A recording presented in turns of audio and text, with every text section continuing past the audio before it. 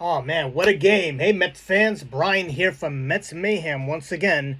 This video will probably go out tomorrow, but man, did the Mets steal one late with the help of the polar bear. Let's get into it. The Mets sent Clay Holmes out for the rubber game against the Marlins' Connor Gillespie. The Mets got to Gillespie early and struck first in the top of the first inning. After Francisco Lindor struck out to lead off the game, Juan Soto singled to right field, and Pete Alonso ripped a ball on the outside corner for a double into the right center field gap. An aggressive base calling by the Mets third base coach, Juan Soto was sent home, and the throw home was up in front of the plate and a bit towards the third base side, and Soto was able to slide around Marlins catcher Liam Hicks' tag safely. A pair of pop-outs from Brandon Nimble to second and Jesse Winker to third ended the top of the first inning. So Clay Holmes took the mound for lead in the bottom of the first inning, and he got the Marlins leadoff batter Xavier Edwards to ground out to shortstop for the first out. After getting ahead 0-2, Holmes walked right fielder Kyle Stowers. Griffin Conine, son of former Marlin and Met Jeff Conine, struck out looking for the second out. Matt Mervis singled to right field to put runners on first and second, but Holmes managed to get Otto Lopez to ground out to Vientos, who threw to Beatty for the force out of second. Now, the inning started off well with Holmes, who's known for getting ground balls, getting the leadoff batter, but walking Stowers after being ahead 0-2 and the next four pitches being nowhere near the plate wasn't good. Otto Lopez grounded out there was big out because he has started the season hot. He's batting .345, so the inning could have went the wrong way, but he was able to buckle down and get that out. So the game stayed 1-0 into the bottom of the third inning when Xavier Edwards bunted for a single. It was originally ruled an out, but the Marlins challenged the play and was eventually overturned. Holmes walked Kyle Stowers again on 4 straight balls, 3 being right off the outside corner, but they were balls. Griffin Conine followed with a line drive to center field, but Tyrone Taylor did such a good job of getting to the ball quick enough the Marlins held up Xavier Edwards at third. So bases are loaded, no one out. Matt Mervis came to the plate. Holmes fell behind him 3-1 before getting him to hit into a sac fly on a 3-2 count, and that scored Edwards to tie the game. Otto Lopez followed and hit a chopper to Mark Vientos at third.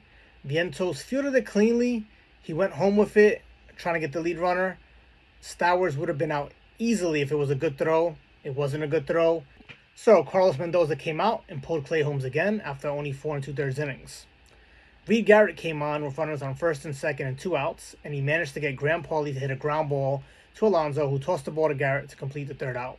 So Holmes had another outing of just 4 2/3. He gave up 2 runs, one of them being earned, on 6 hits, 2 walks this time, and 6 strikeouts. Connor Gillespie was pulled in the top of the 6th inning for the Marlins, with the Marlins leading 2-1, and Anthony Venziano, who the Mets saw the night before, came on in relief. Venziano got Juan Soto to ground out to shortstop, Pete Alonso to line out to left field, and he struck out Brandon Nimble swinging. Reed Garrett stayed on in the bottom of the 6th inning, and after getting 2 quick outs, gave up back-to-back hits to Javier Sanoja and Xavier Edwards, before getting Kyle Stowers to ground out for the third out. So the Mets were still down in this game 2-1. Jesse Winker now led off the 7th inning with a walk, but after a Mark Vientos strikeout, Brett Beatty grounded into an inning-ending double play. So A.J. Minter came on in relief of Reed Garrett to pitch the bottom of the 7th inning, and he was rudely greeted by Griffin Conine on a ground rule double to left field. The Marlins then sent up Jonah Brye to pinch hit for Matt Mervis, and Minter was able to strike him out on a 3-2 pitch. A.J. Minter then lost his balance and balked, moving Griffin Conine to third base. Otto Lopez then hit a slow high chopper, ground ball towards third base. Vientos fielded it. The throw to first base was too late. Otto Lopez was safe. Griffin Conine scored. That made it a 3-1 game at that point.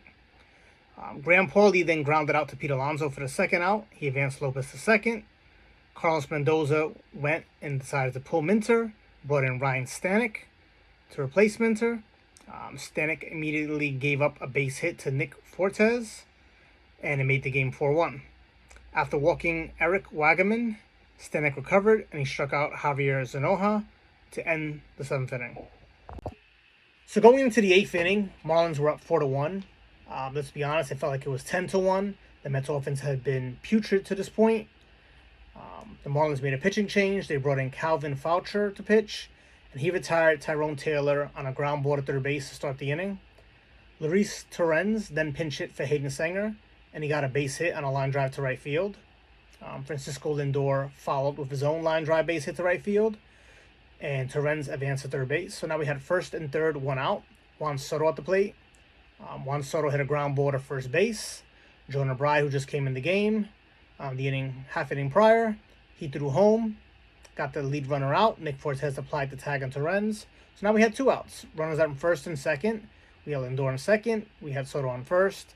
And Pete Alonso came to the plate. And what can I say about Pete Alonso's at bat? He worked the count. He laid off the pitches outside of the zone. He fought a couple of pitches back. He got a pitch middle away that he can drive, and he drove it to dead center field. 3-run home run, tie game. So Edwin Diaz came on to pitch the bottom of the 8th inning with the Marlins top of the order up. Xavier Edwards did single on a softball hit to Vientos. He stole second, advanced to third on a wild pitch.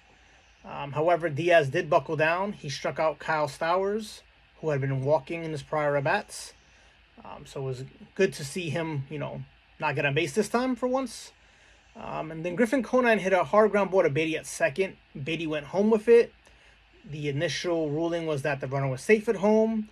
The replays showed that Torrens may have tagged Edwards before he touched the plate. The Mets challenged. It was overturned. So we take that 5th run off the board. We had a second out for the Mets. And then Griffin Conine decided to try and steal second base on the next at-bat. And he was gunned out by Luis Torrens to end the inning.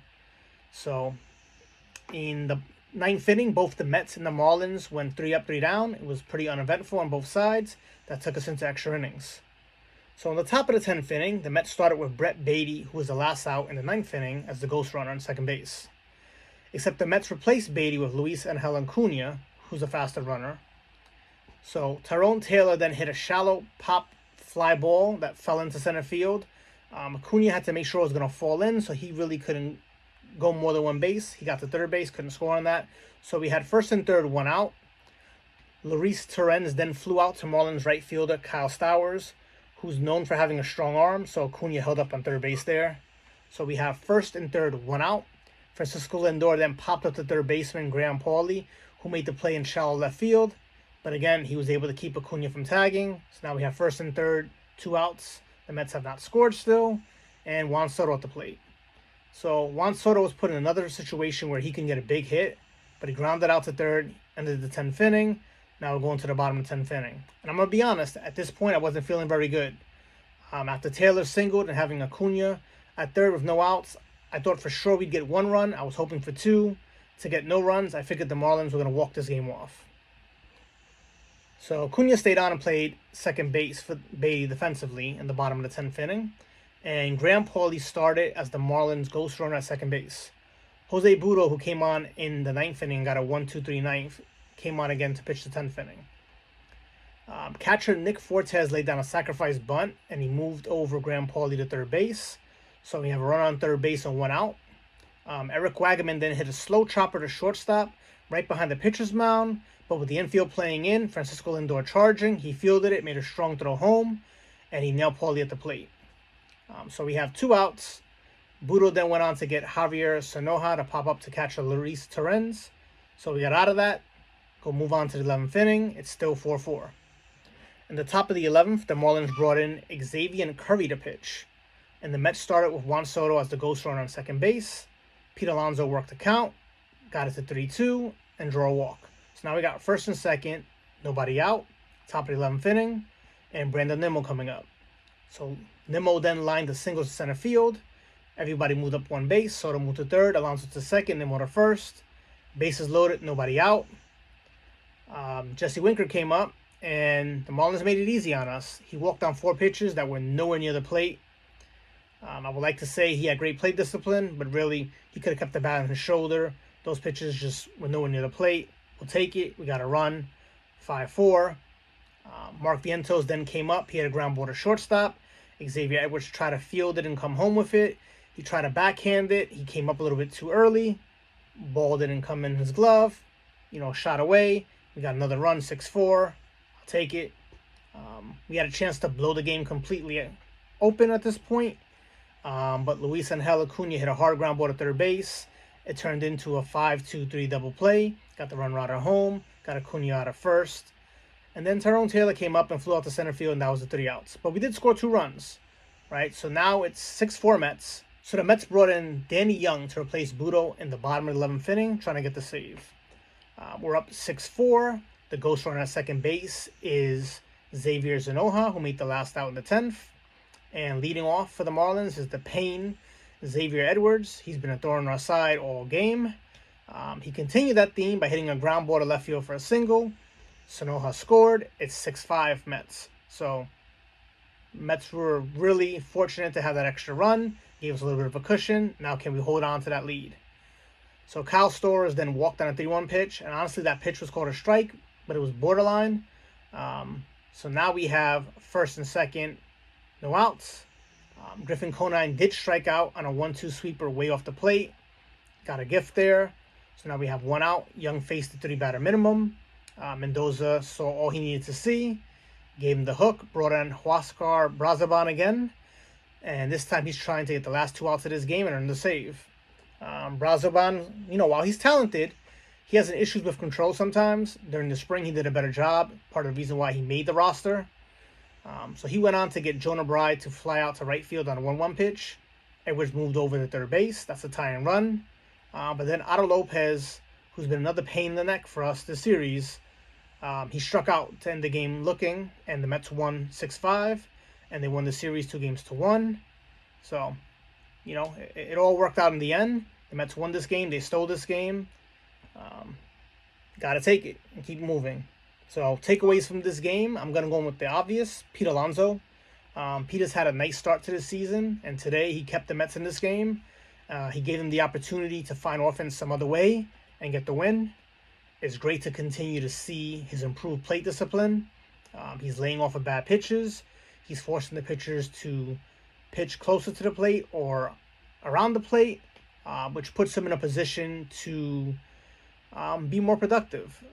He's laying off these pitches that he would chase before, that there was very small chance of him doing anything productive with.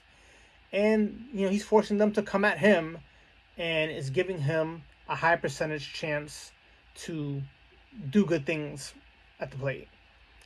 So another takeaway for me is Clay Holmes. He had a great spring, and I think myself and maybe you guys, Met fans in general, maybe thought, hey, we uncovered a hidden gem here, a hidden ace. He was really signed to be a back of the rotation pitcher.